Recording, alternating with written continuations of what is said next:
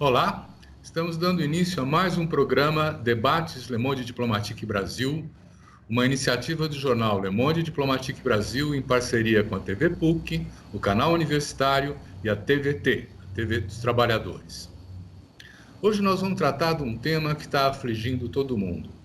As instituições democráticas pararam de funcionar? Há um desmonte das instituições democráticas em nosso país? O que está acontecendo com o jogo de poderes e as instituições, né?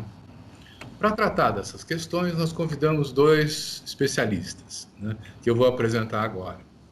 A Marcela Araújo. Obrigado, Marcela, por estar aqui com a gente. Ela Obrigada. É socióloga, ela é professora do Departamento de Sociologia da Universidade Federal do Rio de Janeiro e é coordenadora do Laboratório de Estudos da Cidade no Instituto de Filosofia e Ciências Sociais, o Urbano. Ela estuda movimentos sociais urbanos, políticas de habitação social, casa e trabalho. E temos também o Gabriel Feltran, que é sociólogo e etnógrafo urbano, né? Ele é doutor em Ciências Sociais pela Unicamp, tem um estágio na Escola de Altos Estudos de Ciências Sociais na França, é professor e coordenador do programa de pós-graduação em Sociologia da Universidade Federal de São Carlos, pesquisador do Núcleo de Etnografias Urbanas do CEPRAP, e é um autor que tem publicado o livro Fronteiras de Tensão, Política e Violência nas Periferias de São Paulo, Irmãos, uma história do PCC, e A Cidade Enredada, Crime como Tecido Urbano. Esse é o último desse ano, publicado pela Manchester University Press. Muito obrigado também, Marcelo, por estar aqui. Olha, a nossa discussão ela envolve o seguinte.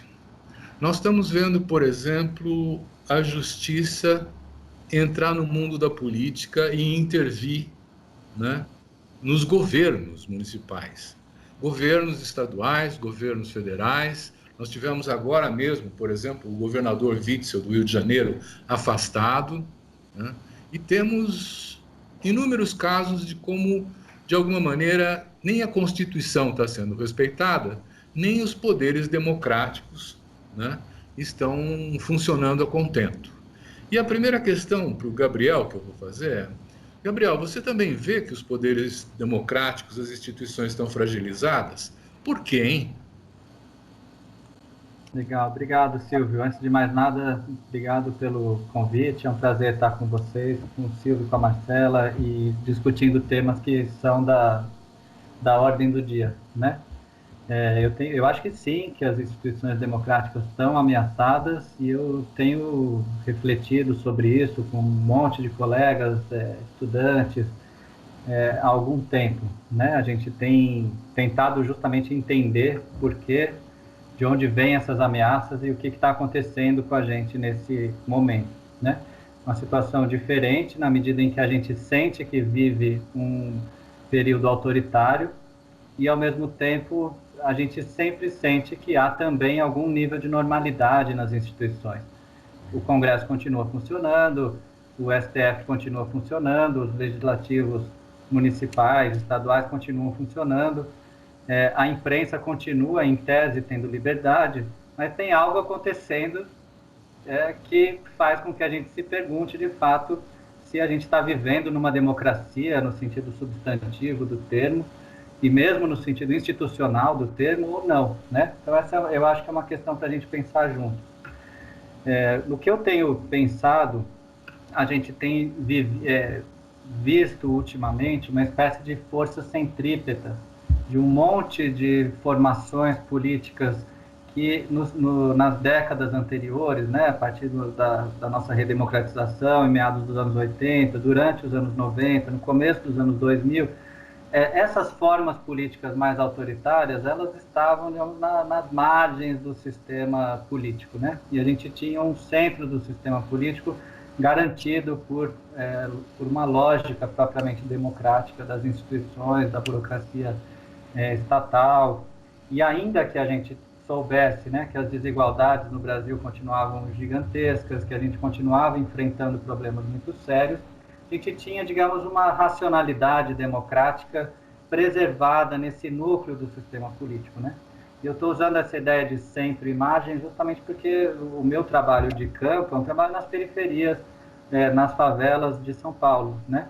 E nas favelas a gente sempre via situações muito autoritárias, né? Muita violência policial, muita ausência de direitos, as pessoas não tinham acesso aos serviços de saúde como deveriam ter, à moradia, à educação pública.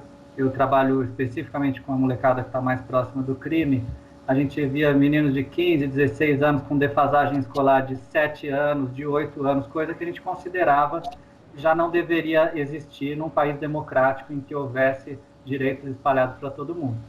Qual era a nossa ideia? Nossa ideia era que a democracia ainda não tinha chegado a essas periferias, não tinha chegado a essas margens, e que o esforço era de expandir a cidadania e alargar os direitos até incorporar esse universo. Mas a gente já via lá o crescimento pentecostal muito forte, com umas ideias meio anticientíficas. A gente já via lá um autoritarismo policial muito forte, se organizando nos bairros em torno de grupos que passavam muito longe de como a polícia deveria agir legalmente. A gente já enxergava ali nas periferias esse ultraliberalismo, né? Essa ideia de que você é o que você tem. Se eu tiver o boné, eu sou respeitado. Se eu não tiver o boné, eu não sou respeitado.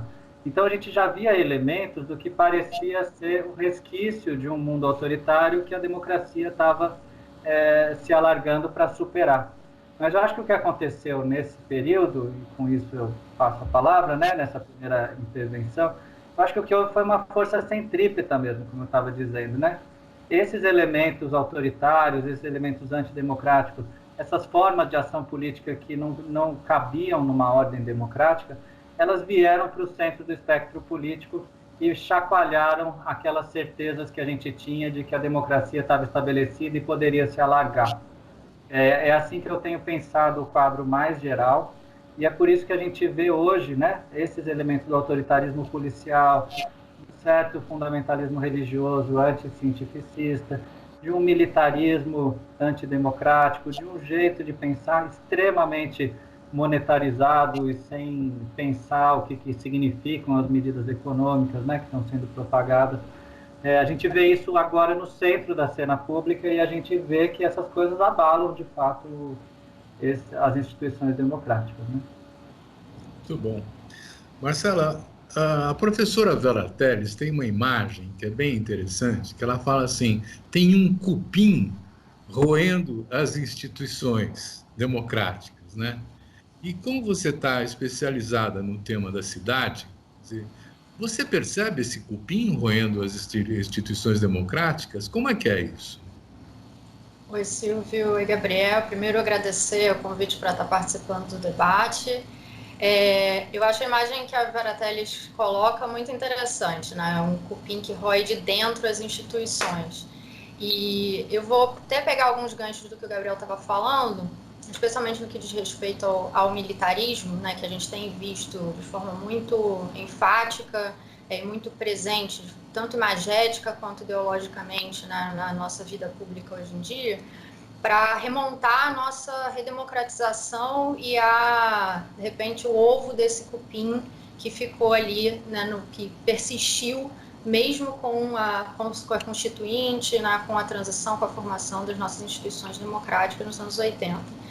A gente hoje está vendo uma presença maciça de membros das Forças Armadas em cargos civis no governo federal, mas mais do que isso, uma agenda militarista muito forte, né, que defende posse, porte de armas, aumento do número de projéteis permitidos para cada portador de armas, militarização de escolas, né, entre uma série de outras medidas. Mas quando a gente vai puxando para trás, né, como o Gabriel estava falando, tem já há muito tempo, né, olhando a partir das periferias urbanas, aí no meu caso olhando a partir das favelas e periferias do Rio de Janeiro, também a Zona Oeste e a Baixada Fluminense, que são áreas com muito controle das milícias, a gente tem a presença, né, de incursões policiais violentas desde muito tempo. A gente tem a atuação de polícias mineiras desde os anos 50, dos esquadrões da morte desde os anos 50. Então a gente vai puxando o fio, né, a gente remonta até antes da ditadura militar, né, com a ditadura, a consolidação das polícias militares e na transição democrática, né, uma persistência dessa instituição que atua de maneira muito violenta e autoritária nas periferias. Mas mais do que isso, mais do que as incursões, né, e essa lógica de guerra que existe como uma ideologia, né, que pauta boa parte das nossas políticas de segurança pública, falando a partir do caso do Rio, mas um fenômeno que cada vez mais tem, né, assumido uma dimensão nacional, a gente tem que pensar também sobre as milícias, né? O que são as milícias, né? A presença, a participação desses agentes de segurança pública, bombeiros, policiais militares, policiais civis, né? Agentes de penitenciárias que controlam territórios das cidades, aqui no Rio, de maneira muito forte, na Zona Oeste, na Baixada Fluminense, que é uma parcela da região metropolitana do Rio, vendem segurança para essas populações. E aí a gente entra numa seara complicadíssima, né? Porque é um modo de controle dos territórios que vem há bastante tempo. As pesquisas que eu tenho feito remontam a organização desse tipo de dominação nas periferias ao momento da transição democrática. Então a gente tem, por um lado, polícias militares como atores, né, que atuam, atores das economias criminais, né, atores que são corruptos, vendem proteção para exercício de certos mercados de drogas ilícitas, atores que vendem armas, e também esses atores se valendo do medo que a guerra às drogas que eles alimentam para vender, para justificar a cobrança de taxas de segurança em certos territórios sob o seu controle. Então, na verdade, o que eu vejo assim, é um momento de um militarismo autoritário que tomou as instituições do ponto de vista dos operadores, do ponto de vista ideológico, e como o Gabriel tem falado, assim, parece que esses vários movimentos, né, que vinham, foram se aglutinando para a formação, né, disso que a gente está vendo hoje em dia, que, para usar a imagem da Vera, corrói de dentro, né, como cupins as nossas instituições democráticas.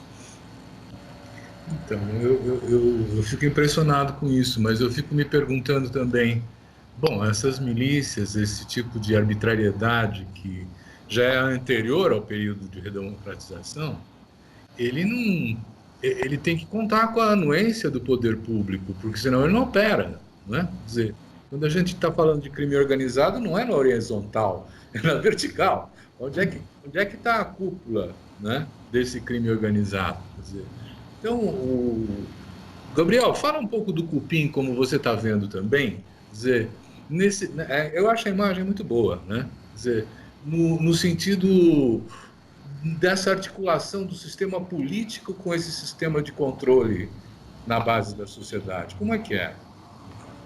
Claro, não, a imagem é ótima justamente por isso, né? A gente olha um móvel com cupim, ele não parece que ele tem cupim, até que quando ele aparece que ele já tem cupim é quando ele já está caindo, né? É depois que aparece, né? Por enquanto, passa um tempo que a fachada está bonitinha, né?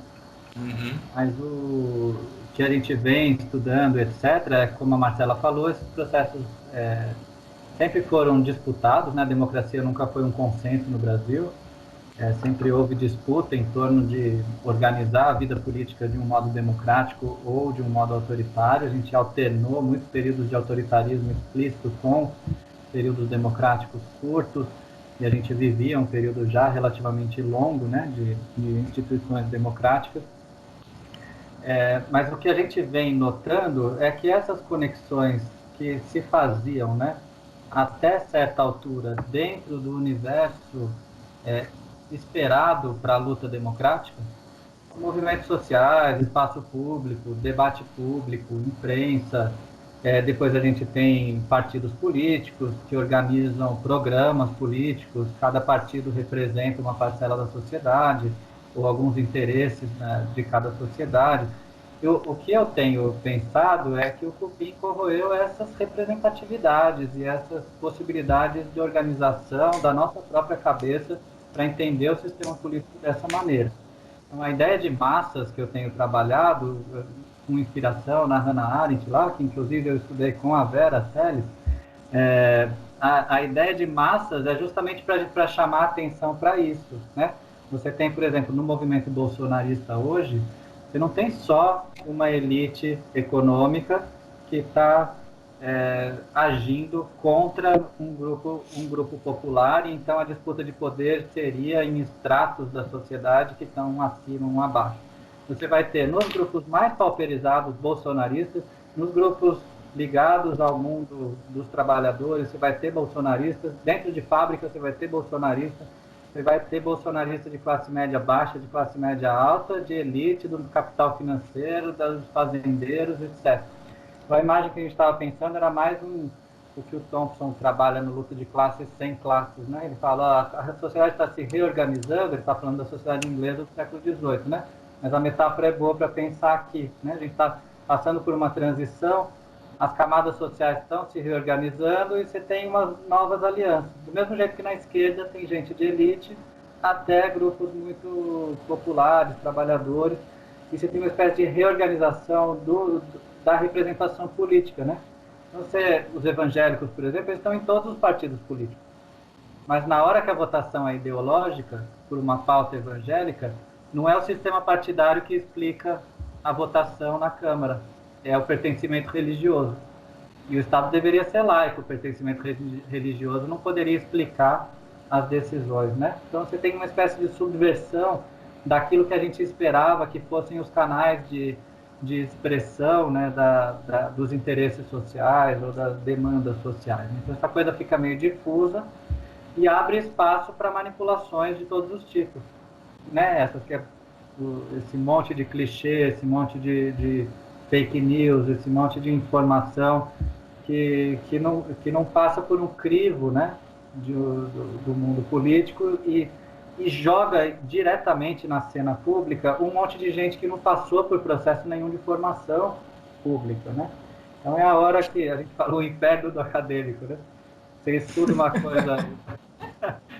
uma coisa durante 20 anos, mas aí um paciente recebeu no WhatsApp que é outra coisa, ela fala e está falando mais do que você.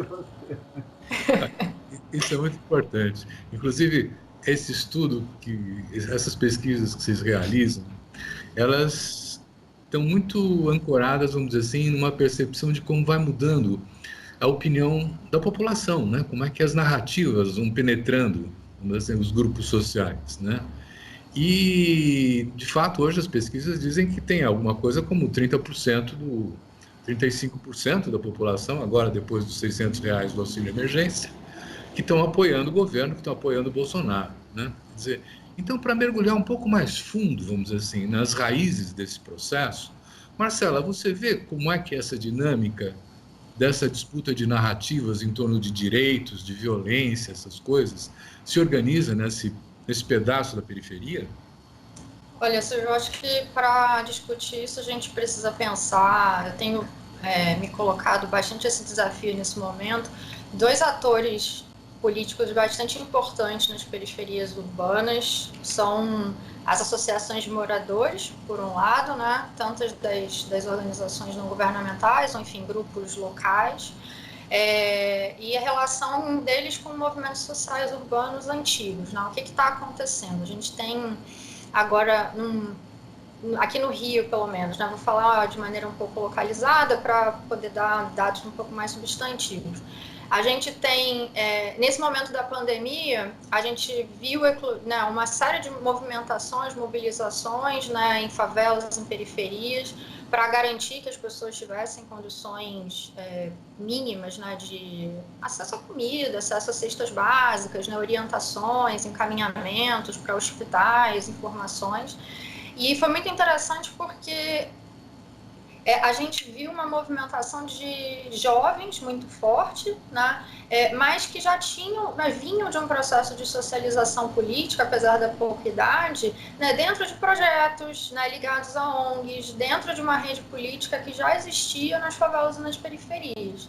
Então, assim, são pessoas que têm uma formação política importante e que estão tentando ali, não só garantir condições materiais, mas brecar isso que o Gabriel está falando, né? Brecar essa essa divulgação de informações de fake news, né? O fazer grupo no WhatsApp dentro da favela para divulgação da informação correta, fazer página no Facebook, fazer página no Instagram, fazer pesquisas em parceria com universidades. Isso é muito interessante porque a gente vai vendo assim, um acúmulo também, né? Um outro lado da moeda que dá uma certa esperança. Eu espero não estar sendo muito poliana nesse momento.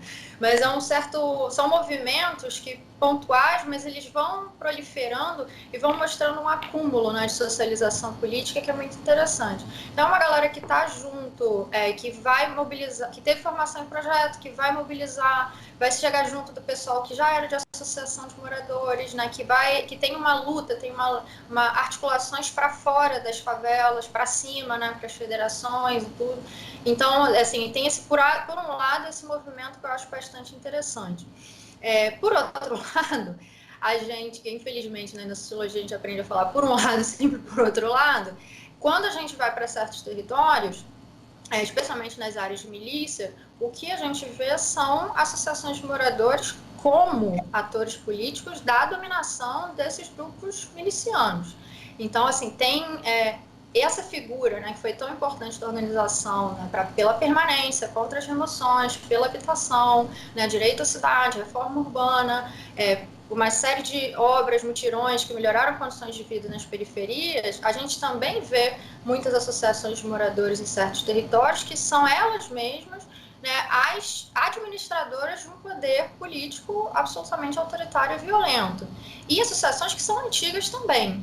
Então, o território do Rio de Janeiro vira um mosaico, né, e dessas disputas que vão sendo feitas. Nesses territórios de dominação das milícias, que passa pelas associações de moradores, que exatamente por controlarem os territórios conseguem fazer articulações com vereadores, né, fazer articulações com parlamentares, e desse modo fazer vínculos para cima, né, garantindo votos, por um lado, por outro lado sustentação, né, uma série de obras que vão sustentar a presença dessas associações e como elas cobram uma série de taxas por serviços que prestam. Nessas áreas, a gente tem também uma série de movimentos que são culturais, mas absolutamente políticos, né? Tanto os slams, né, os tantos poetas, as tantas rodas culturais que existem, e existem de maneira também bastante articulada na Zona Oeste. Existe uma roda cultural da Zona Oeste que é bastante extensa, que vai inclusive para a Baixada, e que procura, nas rimas, nas letras, nas batalhas, criticar a violência, criticar as condições de vida, criticar, né, e dessa forma, então, conscientizar. Então, acho que é bastante complexo o cenário político nas periferias, porque a gente tem atores muito enraizados mas muita gente fazendo disputa e tentando continuar, né, discutindo direitos, discutindo formas de acesso a serviços, cidadania para a população de mais baixa renda, os trabalhadores. Você sabe que, de fato, essa questão é complexa mesmo, eu concordo com você. E eu acho que a gente está tratando também numa dimensão que o Gramsci chamaria de disputa de hegemonia, né? E, por exemplo, mesmo dentro dos evangélicos, eles não pensam igual. Hoje nós temos uma frente evangélica pela defesa dos direitos sociais, dos direitos humanos, né, da democracia, que já está organizada em mais de 16 estados do Brasil, congregando aqueles evangélicos que não são fundamentalistas e não tem gente boa também evangélica, né? Tem policiais antifascistas. Então, o que faz, vamos dizer assim, que a população faça uma adesão a esse novo discurso autoritário, Gabriel? Quer dizer, nessa ideia de que nós estamos falando não das manifestações mais evidentes, mas dos processos que vão construindo essa opinião de cada um, né? Você pode falar um pouco disso? Vou contar uma história aqui que eu estou pensando, Silvio, enquanto estou te ouvindo falar e ouvindo a Marcela falar também, né? Eu acompanhei diversos casos de mães que perderam seus filhos em situações violentas, né? Por homicídio, especialmente. Num caso, me caiu essa ficha e depois eu comecei a ver isso se repetindo outras vezes. Estava num enterro de um rapaz que tinha morrido com 17 anos. E a mãe dele estava, evidentemente, desconsolada, né? E inconsolável, com a perda de um adolescente de 17 anos numa situação estúpida, né? De brutalidade, nesse caso, policial. Do lado dessa mãe, no enterro, tinham duas obreiras da igreja que ela frequentava. E as duas, cada uma estava dando a mão, uma dando a mão esquerda, outra dando a mão direita para ela, e as duas segurando forte na mão dela e rezando juntas e falando: Deus sabe o que faz, a gente está aqui do seu lado, a gente não vai deixar isso desse jeito, Deus está vendo e a gente está pensando em você e a gente está junto com você, e faziam preces e rezavam, dando um suporte físico e emocional que nenhuma instituição do Estado e nem nenhum outro tipo de movimento é capaz de oferecer, né? Saindo depois na semana seguinte eu fui visitar essa mãe de novo, e a obreira da igreja, uma outra, não a mesma, não nenhuma dessas duas, uma terceira, estava na casa dela, rezando com ela e cozinhando com ela, partilhando daquele cotidiano, porque ela também tinha perdido um filho, e elas estavam juntas ali naquela dor e naquele sofrimento, mas também naquele suporte, naquela conformação de uma potência ali, né, de uma força para resistir a essa violência. Quando vem a eleição, o pastor dessa igreja está vinculado a um partido de direita e está conectado à ideia bolsonarista. Mas não tinha não tinha nenhuma ideologia política associada ao suporte que essa mãe vinha recebendo. Naquela hora que o filho estava morto no enterro, naquele momento posterior, etc., não tinha nenhum discurso político, tinha um discurso religioso e, ao mesmo tempo, um discurso de suporte social muito forte, né? E muito capilar, muito capilarizado, dentro da casa das pessoas, né? Nos espaços de sociabilidade. Isso é o que se chamaria de trabalho de base antigamente, né? Esse suporte que permite que as pessoas contem com alguém que depois tem uma atuação política, né? Os movimentos faziam, né? Eles, eu ajudo todo mundo a conseguir casa, mas dentro de um projeto político mais grande. E a mesma coisa que está acontecendo, eu concordo muito com a leitura gramsciana, porque é assim que eu vejo também. Você tem essa disputa sendo feita pela base, mas não de um modo assim, não, eu estou aqui convencendo ela a ser bolsonarista. Não, eu estou aqui ajudando as pessoas, e há muita gente boa fazendo isso. Eu não quero nunca que pareça que eu acho que os evangélicos são fora do mundo e não tem sentido o que eles fazem. Tem pleno sentido. Mas o que está acima dessa, ou seja, produzindo esse sentido político mais amplo para essas múltiplas ações muito pequenininhas na base, mas muito importantes, né? Muito relevantes e que fazem toda a diferença, isso que está acima é muito conservador no geral. E acho que, inclusive, contra isso que os grupos evangélicos mais progressistas têm reagido, grupos católicos mais progressistas, etc. Mas, no geral, o que vem acima no tempo da política, né, na hora da eleição, o que vem é um grande conservadorismo, porque daí isso vem associado a ser contra a ideologia de gênero, a ser contra não sei o quê, e ser contra a universidade pública, ser contra a ciência, que não tinha nada a ver com aquele suporte humanitário, né, que estava sendo oferecido naquele momento. Então tem um conjunto de traduções aí entre esse suporte de base, essa presença de base e um programa político que eu acho que se construiu muito recentemente, né? E acho que muita gente, inclusive na base, não vai aceitar esse tipo de tradução. Mas nesses últimos anos, especialmente na eleição de 2018, foi quase uma ligação direta, né? Aquele trabalho de base se converteu em votação para o Bolsonaro imediatamente. E acho que não vai ser assim tão fácil em outras campanhas. Me lembro o papel que tiveram as comunidades de base da Igreja Católica, né, no que eu chamava de um alinhamento astrológico. Não é verdade isso, mas enfim. E sim, os movimentos, o PT e o governo, né, uma mesma perspectiva. Quer dizer, nós temos agora alguma coisa parecida pelo lado da direita, né? Sem dúvida, ou seja, tem muita organicidade, né? esse setor, vamos dizer assim, mais de defesa de direitos, de democracia, recuou, se retraiu. A Igreja Católica, por exemplo, não está mais presente na periferia, né? Nas comunidades de base e tal, né? Da mesma maneira. Aí, Marcela, eu fico preocupado com o seguinte: talvez por uma necessidade de construir uma alternativa, de apontar um caminho, né? Tem muita gente dizendo que existe uma potência nessas organizações de base que hoje estão se articulando para a defesa do território face da Covid, né? Que eu não tenho certeza que exista, né? Como potência, né? Quer dizer, eu vejo solidariedade, que aliás une todos, né? Mesmo os de direita, quando você está falando de fome, de cesta básica, né? Quer dizer, não é uma polarização ideológica. Todos se somam porque entendem que é um problema concreto que está no imediato da vida deles, né? Bom, você também vê essa potencialidade das organizações de base se articulando, criando alguma coisa que possa surgir como uma força política? Olha, eu vejo muito ainda como assim, uma virtualidade, né? Tá ali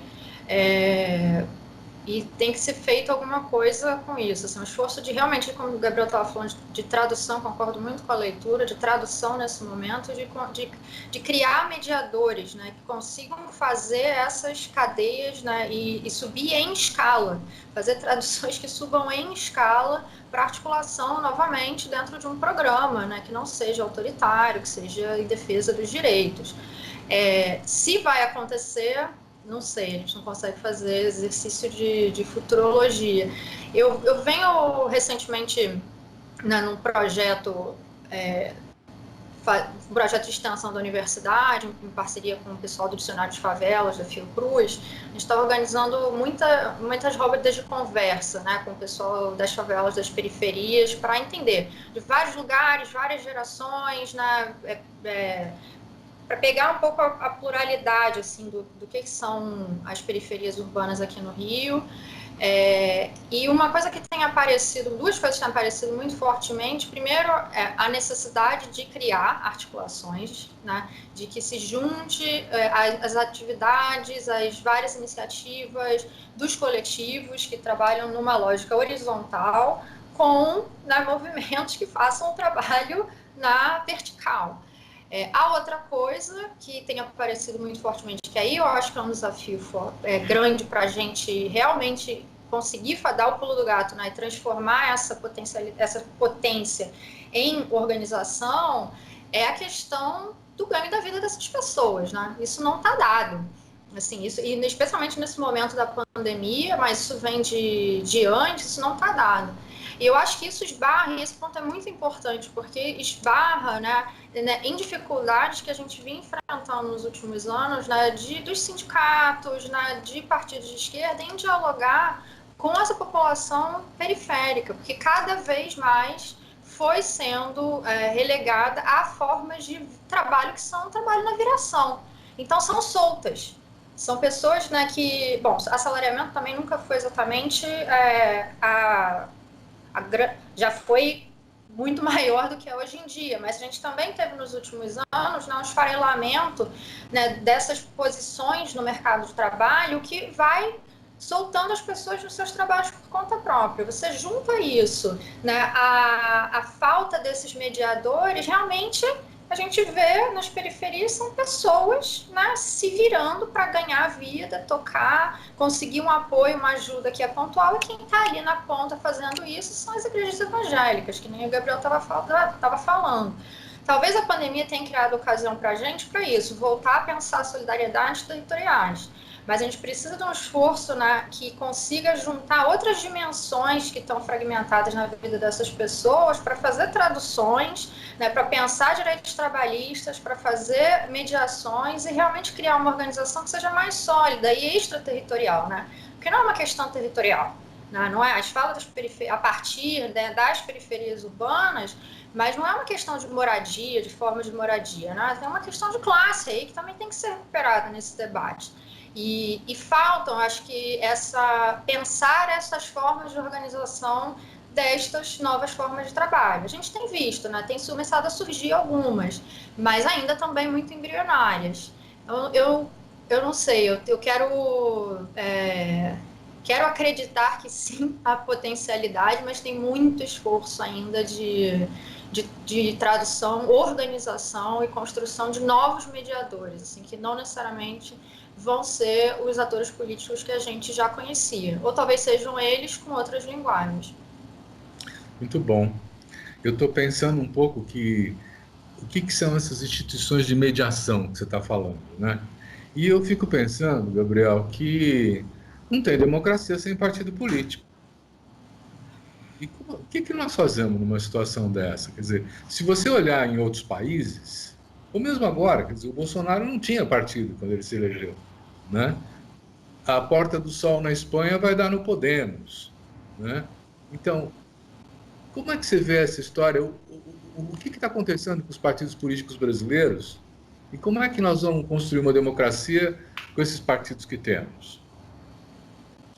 Não, isso é um ponto que eu penso, acho que diariamente, e para mim é um dos mais desafiadores, porque ao mesmo tempo em que a gente pode dizer, bom, está evidente pelo fenômeno Bolsonaro que não é por meio de um partido político que se constrói a base eleitoral que vai ser depois traduzida, né, numa eleição para a presidência da República, que é a mais disputada de todas, que é pensada há 4, 8 anos, são estratégias montadas de longa duração, e no caso do Bolsonaro passaram absolutamente por fora do sistema partidário.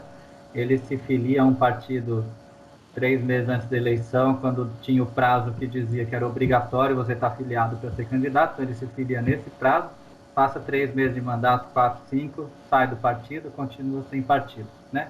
Então, de um lado, isso, como a Marcela falou, né? Por outro lado, sem o partido ele não faria, né? A lei obriga, no final das contas, a ele estar com um partido, e os candidatos que aparecerem no pleito vão ser os candidatos que internamente aos partidos foram eleitos, e, portanto, a máquina partidária vai funcionar internamente para dizer esse sim e esse não. Então, o que aconteceu, né, na minha leitura? Os partidos em que efetivamente havia base, em que eram partidos no sentido sociológico do termo, não apenas no sentido formal, né? Então, PT, PSDB, partidos que vinham polarizando a disputa política, e os outros que sempre estavam na base deles, né? O PFL que virou DEM, sempre com o PSDB, o PSDB ia à frente com o DEM atrás. Depois vinha o PT na frente com o PMDB atrás, né? Era essa grande coalizão partidária que tinha oferecido estabilidade para os governos federais, né? Esses aqui não queriam lançar seus candidatos imediatamente, esses outros da frente não lançavam os candidatos, sabendo que essas bases tinham uma certa estabilidade que o mundo partidário acompanhava, né? Com o processo de criminalização, que é o mesmo processo que desativa politicamente os pobres que viram bandidos, né, que são lidos como bandidos, aqueles que são trabalhadores precários do tráfico de drogas, viram bandido, né? Esse mesmo processo faz com que os políticos tradicionais se desativem politicamente e virem bandidos também, né? Então desativou primeiro o PT, depois desativa o PSDB, eleitoralmente, né, para a grande massa. E daí você precisa de qualquer partido que seja uma legenda simples que me permita institucionalmente fazer a minha candidatura. Então, na hora da eleição, todo mundo acha um partidinho, né? E daí volta, depois da eleição, volta para o seu movimento de massa, o seu movimento de base via WhatsApp, via outras mediações, via igreja, via todas essas ideologias financiarizadoras. Total acordo com a Marcela de que a gente tem falado muito pouco de trabalho, né? Agora, a gente tem falado muito de renda, muito de dinheiro, mas não tem falado muito de trabalho, né? Então, todo mundo se virando. O discurso classista foi capturado dentro das igrejas. Eu costumo assistir muito programas evangélicos, e quando estou em campo também vou à igreja sempre para ver o que está sendo dito. Fala-se muito pouco sobre isso, mas na igreja eu ouço o discurso antipatrão o tempo inteiro, né? O seu patrão não te respeita, você está tudo sofrido, você foi mais uma vez humilhado, etc. Mas os humilhados serão exaltados, né? Você vai deixar de ser o que você é e vai virar patrão. Como? Empreendedorismo, né? Então, não é que o discurso do patrão está com os trabalhadores. O discurso do patrão está contra o patrão, está com o patrão, porque eu quero virar patrão. Né? Então, o Bolsonaro pode chegar e fazer uma reforma que, evidentemente, prejudica os trabalhadores, e vários trabalhadores vão se sentir, não, mas como eu tenho uma empresinha, eu sou MEI, ou como eu quero ter uma empresa um pouco maior, eu estou entendendo que vai ser mais difícil para mim se meus trabalhadores tiverem direito. Então, se provoca uma confusão aí que é própria desses períodos de desorganização e reorganização das representações políticas. Né? E eu acho que os partidos estão nesse meio, você não tem mais claramente uma identidade classista com tal partido, uma identidade ideológica com outro partido, né? Você pegar o Dória e o Fernando Henrique, eles estão no mesmo partido, mas eles representam ideologias muito diferentes, né? Então, eu acho que a gente perdeu um pouco essa capacidade do partido representar os interesses sociais. E essa chacoalhada que perde essa capacidade, o que vem é autoritarismo, né? Não vem daí outra coisa diferente. Né? Até porque nós temos hoje bancadas no Congresso que defendem interesses corporativos, a bancada do agronegócio, a bancada do setor financeiro, a bancada de não sei o quê, que estão da bala, que estão em vários partidos, né? Então, os partidos também perderam esse sentido mais programático, né? De apresentar para a população uma alternativa, um projeto de governo, né? Mas tem umas novidades, Marcela, que você deve estar acompanhando.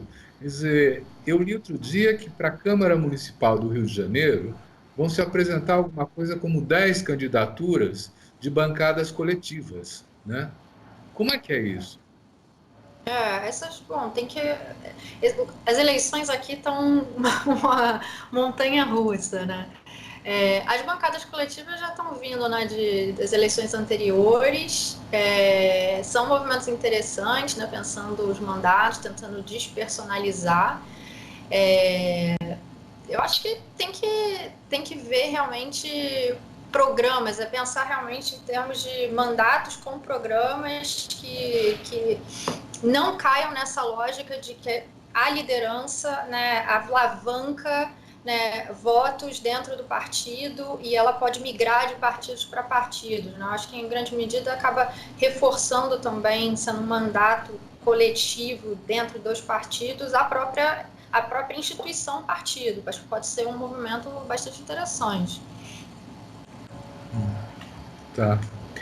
Então, e eu fico pensando assim, quer dizer, tem uma agenda, por exemplo, eu acabei de fazer uma conversa com uns pesquisadores na Unifesp que estão dizendo que a fome chegou nas favelas. Quer dizer, hoje tem gente, aliás, Heliópolis fez também, a UNAS, a Associação de Heliópolis, fez também uma pesquisa dizendo que tem gente que hoje não tem condições de fazer as 3 refeições todo dia e está optando por fazer 2, está sendo obrigado. Né?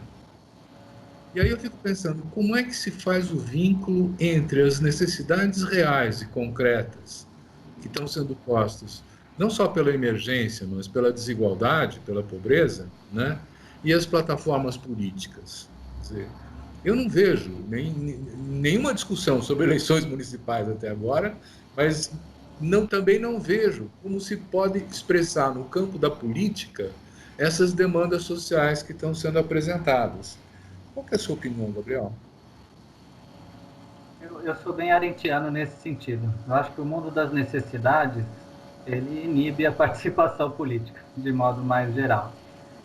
Da pessoa que está vivendo necessidade. Pode até outro falar pela necessidade dela politicamente, mas ela própria, se aparece o evangélico com um prato de comida, se aparece o PSOL com um prato de comida, se aparece o Bolsonaro com um prato de comida, é disso que a gente está precisando e é aí que a nossa, o nosso esforço vai estar concentrado. E, obviamente, eu vou me aliar com quem estiver mais perto e com quem estiver me ajudando imediatamente. Né? Então, eu acho que, inclusive, pensando isso, né, numa escala mais ampla, a gente está vendo a perda de popularidade do Bolsonaro nos setores médios, mas está vendo uma ampliação muito forte do bolsonarismo desde o auxílio emergencial nos setores mais pauperizados, nos setores mais baixos, que estão sofrendo com o desemprego, com o subemprego, com a terceirização, com o trabalho de Uber, com o trabalho de entregador de iFood e etc., e que tem alguém falando para eles, eu estou olhando para vocês e vou pôr R$600 na sua conta, pelo menos para você poder se alimentar, né? Então, nesse momento, ninguém está pensando assim, qual é o grande programa que está por trás, quais são as pautas da segurança pública desse governo, né?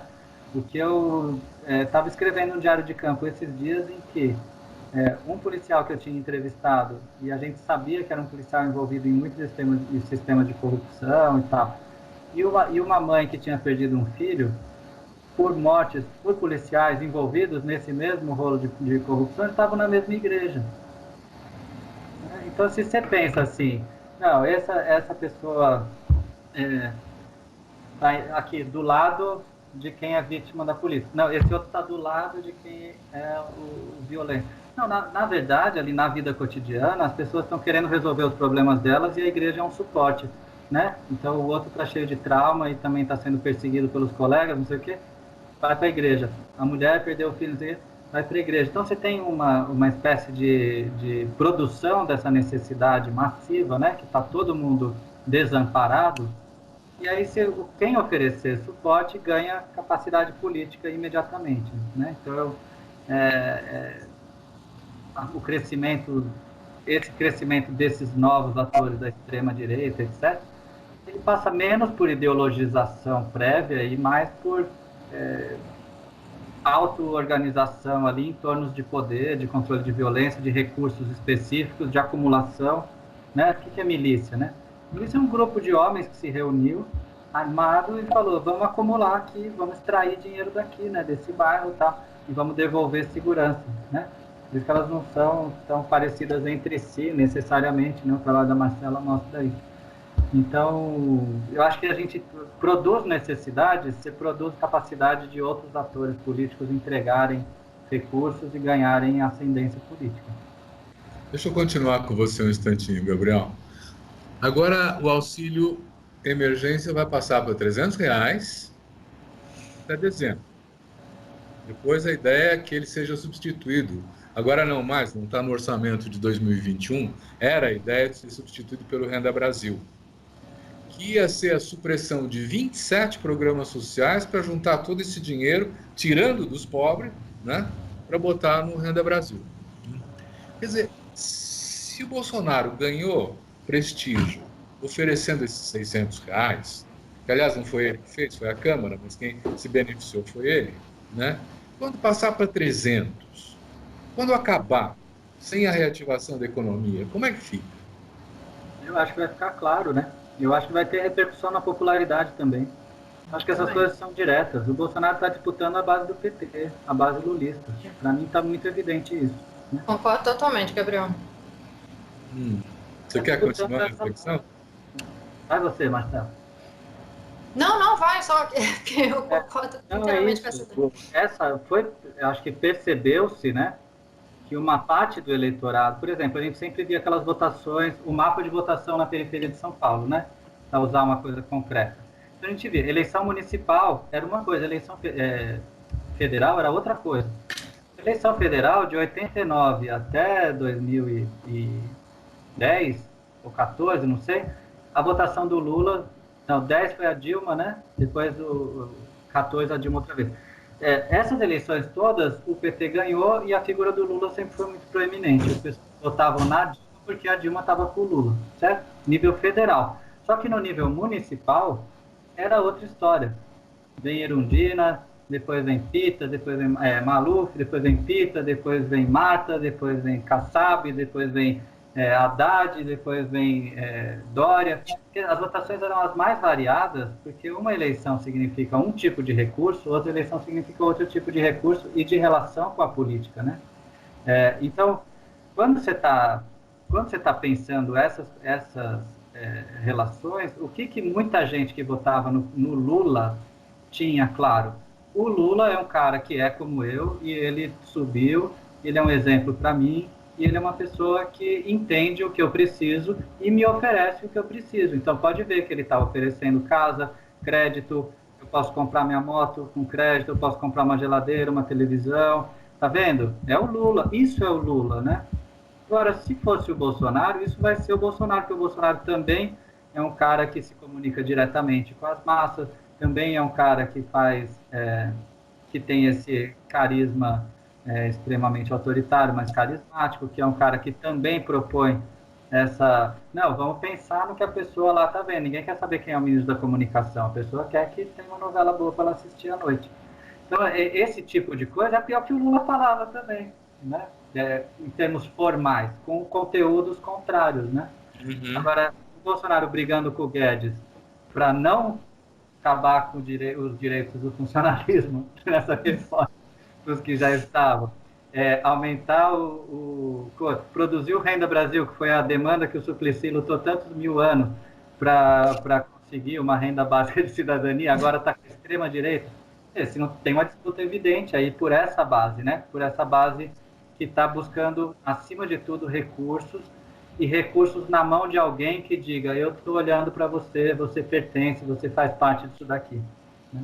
Não, eu acho que, só continuando, Gabriel, não sei se te atrapalha, se eu interferir agora, mas aqui, eu acho que é num momento também muito específico, né? Porque a gente vem de uma crise econômica, né, que já se arrasta há alguns anos, num período em que as pessoas a taxa de desalentados estava disparada, as pessoas estavam desempregadas, subempregadas, tinha gente que não procurava mais emprego, aumentou gente passando fome, abaixo da linha da pobreza, vivendo na miséria, tudo isso, e quando vem o auxílio emergencial, o Bolsonaro vai e toca exatamente, não só naqueles que eram beneficiários do Bolsa Família, né, muitos dos quais continuavam na fila, porque, né, tinha tido uma série de constrangimentos de reduções no orçamento, e, enfim, o governo dele também não tinha dado continuidade ao programa no ano passado, mas ele toca no trabalhador não formalizado, nesse cara da viração, né, nesse cara que é a base lulista, como você está falando, né, que não é necessariamente a base petista. E eu acho que por isso que é muito importante a gente voltar a discutir trabalho e periferia, porque a gente precisa entender essas pessoas, elas estão ganhando a vida, e essas novas formas de auxílio, né, agora o auxílio emergencial, depois se vier o Renda Brasil, com essa né, consolidação de vários programas, vai tocar nessas pessoas, em como essas pessoas vivem. E isso significa alterar muito significativamente como é que elas correm atrás, né? Para usar aí uma expressão forte, né, dos nossos trabalhadores. As pessoas estão sempre correndo atrás. Se vem um governo com a ideologia que seja, autoritária que seja, e dá um montante de dinheiro como esse, que pela pesquisa do IPEX recentemente foi a principal medida de combate à pobreza no Brasil, né, a gente fica realmente diante de um desafio impressionante. Dá para entender o comportamento, faz todo sentido que esses trabalhadores gente que estava passando fome, trabalhadores informais, desalentados, desempregados, consigam essa fonte de renda e votem no Bolsonaro, mas isso cria um nó para a esquerda, né? Como, afinal de contas, há tanto tempo, o Suplicy, que era uma pessoa que o principal nome da bandeira da renda básica universal, mas como é que a gente faz, né? Que defendia o Bolsa Família, que defendia a renda básica, agora diante de uma captura, uma apropriação, né, de um programa como esse, e que toca na base eleitoral lulista. Assim, o que fazer diante disso? Uhum. Pois é, o que vocês estão falando para mim, eu leio assim, que a melhor política de comunicação para a maioria empobrecida são as próprias políticas concretas que chegam até eles. Né? Não tem dúvida disso. Mas, eu assinaria embaixo. mas vocês mesmos estão dizendo isso. Mas eu fico pensando, então, e essa disputa de narrativas? Quer dizer, e a fake news, e a internet, e a televisão? Como é que vocês veem o papel hoje desse processo de comunicação, que sem dúvida vai ser muito explorado até o novembro, né? Aí a disputa pela tradução. Disputa por quem vai ser o mediador. Exatamente. Porque, eu sou etnógrafo, né? A gente sabe que vê uma cena... Conta para nós o que é ser etnógrafo. Marcela também é. Já fala por nós dois. Quem faz etnografia há tanto tempo que criou um jeito de olhar para o mundo que é etnográfico. Ou seja, a partir de pequenas cenas da vida cotidiana, a gente vê os sentidos mais amplos do funcionamento social ou da vida social, da sociedade mais ampla. Que nem a gente estava falando lá daquela moça que teve o filho morto com as obreiras da igreja, né? É uma pequena cena do dia a dia, mas ela pode ajudar a gente a entender muita coisa da política brasileira se a gente tiver as mediações corretas, né? Então, essa construção dessas mediações do pequeno para o grande é o que a gente chama de etnografia, né? Especialmente na sociologia. Eu acho que esse desafio agora que a gente tem de pensar assim, as pessoas, a população brasileira, né, em massa, os trabalhadores, ela tem que ganhar a vida dela, ela corre atrás para isso. Quem é que está fazendo para melhorar a vida dessa população? Acho que essa ideia de quem é que está dando futuro, quem é que dá sentido, um sentido, assim, uma direção, o significado, aí, claro, entra a disputa do significado das políticas, né, das medidas concretas, mas como é que isso se conecta a uma certa construção de vida, de projetos que essas pessoas têm. E aí disputar o que é melhoria de vida hoje em dia, né, do que é se correr atrás, se virar, trabalhar, para não deixar, para propor outros caminhos que não, o trabalho por conta própria é o empreendedorismo, né? A segurança é pagando taxa para a milícia. Como é que a gente vai garantindo outras pontes, outros sentidos de melhoria de vida que realmente conectem essas necessidades que são objetivas, estão dadas, têm que ser saciadas, conseguindo, né, de dentro do próprio cotidiano, fazer com que a pessoa se articule a projetos e programas que sejam maiores, sejam alternativos a todo o autoritarismo, esse militarismo que a gente está vivendo nesse momento. E hoje o que significa é a religião, é Deus. Entreguei para Deus. Muito fortemente é Deus, muito fortemente é Deus. Então você vê como a narrativa política perdeu espaço. Né? Gente, a produção está dizendo que acabou o tempo. Foi tão interessante o papo que a gente foi indo, nem eu mesmo consegui me regular o suficiente para poder dar uma outra vez a voz para vocês. Viu? Então, de fato, acho que foi excelente o programa. Acho que quem está nos assistindo também deve ter gostado bastante. Eu agradeço muito a Marcela Araújo e ao Gabriel Feltran pelo trabalho e dedicação, pelo espaço e tempo que deram para a gente, né? Tá muito bom o trabalho de vocês. E agradeço a você também que nos assiste, ter nos acompanhado. Até semana que vem. Semana que vem tem mais. Obrigado. Obrigado, gente.